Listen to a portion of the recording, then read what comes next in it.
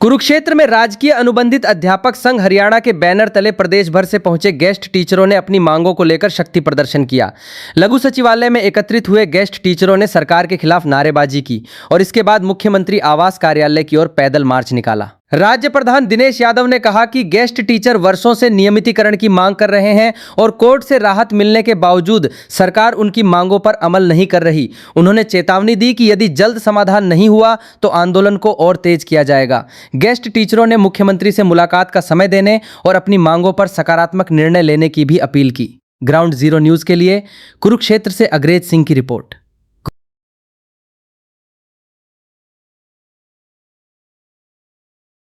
दिनेश यादव, राज्य प्रधान, राजकीय अनुबंधित अध्यापक संघ, संबंधित सर्व कर्मचारी संघ हरियाणा।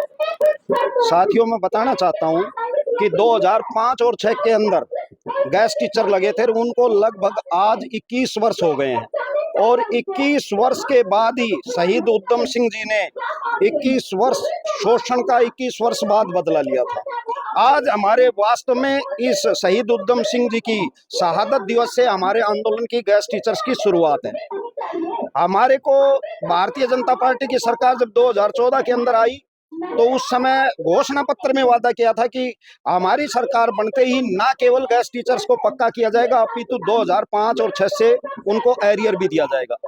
2014 के अंदर भारतीय जनता पार्टी की सत्ता स्थापित हो गई हरियाणा के अंदर, लेकिन एरियर की तो बात दूर, हमारे को कोर्ट का बहाना लेकर लगभग 15 साल से हमारा शोषण करते रहे। अध्यापक के अधिकारों पर यह सरकार डाका डालती रही और अब जब 2026 के अंदर सुप्रीम कोर्ट और हाई कोर्ट से हम हर केस जीत चुके हैं, लगभग 10 केस जीत चुके हैं,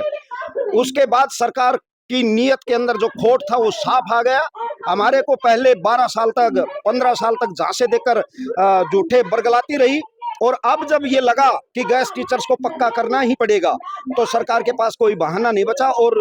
डबल बेंच के अंदर अपील पर चली गई, जिससे हरियाणा के गेस्ट टीचर्स के अंदर भारी रोष है। और हम सरकार को बता देना चाहते हैं, हमने शहीद बहन राजरानी की शहादत भी दी है, हमारे साथियों के शरीरों में आज भी गोलियां पड़ी हुई हैं। हम अपने हक और अधिकार के ऊपर सरकार को किसी भी सूरत में डाका नहीं डालने देंगे। हम एक अध्यापक है, राष्ट्र निर्माता है, राष्ट्र निर्माता अपनी गरिमा को समझता है और सरकार जो है समझ जाए, अब भी उसके पास समय है, अन्यथा हम सरकार की ईंट से ईंट बचा देंगे। लेकिन जो सुप्रीम कोर्ट और हाई कोर्ट ने हमारे पक्ष में फैसला दिया है उसको हम किसी भी सूरत में बगैर लिए नहीं रहेंगे, चाहे हमारे को आंदोलन कितना ही लंबा चलाना पड़े और चाहे हमें किसी भी हद तक जाना पड़े, हम पीछे मुड़कर देखने वाले लोग नहीं। जी, आज पूरे हरियाणा से गेस्ट टीचर पहुंच रहे हैं और आप देखोगे आज के बाद ये आंदोलन बड़ी तेज गति से बढ़ेगा और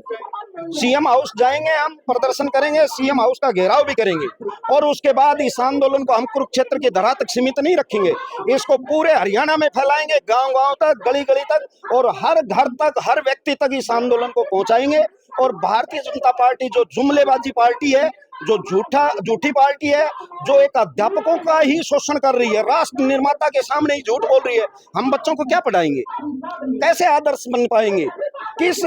शहीद भगत सिंह की कल्पना कर सकते हो आप, उद्यम सिंह जी की कैसे कल्पना कर सकते हो इस देश में, जब अध्यापक के साथ ही ये सरकार इतना शोषण और वादा खिलाफी कर रही है? इसकी पोल खोलेंगे हम और सरकार को चैन की नींद नहीं सोने देंगे किसी भी सूरत में। आपके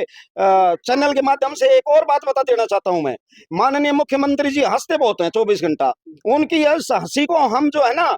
किसी भी सूरत में उनको हंसने नहीं देंगे। जहां पर अध्यापिकाएं, जो हमारी बहनें जिनकी उम्र 60-60 साल हो गई और अध्यापक होते हुए हमारी बहनें रोड के ऊपर हैं, ये रो रही हैं खून के आंसू, उसके बाद कैसे हरियाणा का मुख्यमंत्री हंस सकता है? इसलिए हम जो है ना निश्चित रूप से वो सब काम करेंगे जिससे पहले माननीय मुख्यमंत्री महोदय जी को हंसने से पहले 100 बार